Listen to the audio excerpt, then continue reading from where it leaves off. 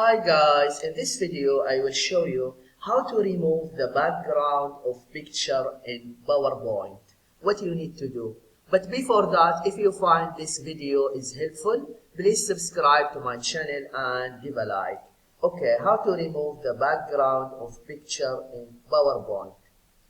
When you are in your PowerPoint presentation, click Insert. After that, click Pictures.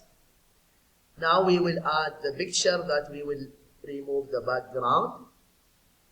And then select where is your picture. I have a picture in the laptop. Then click this device. And I have here the picture. Just double click. Let me just decrease the size a little bit. Okay, now to remove the background, click Remove Background. After that, click on Keep Changes.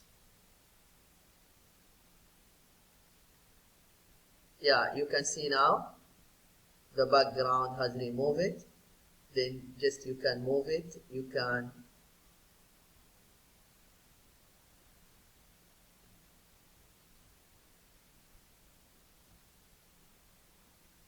decrease the size and you can move it. Yeah, this is what you need to do if you want to know how to remove the background of picture in PowerPoint. I hope this video is helpful.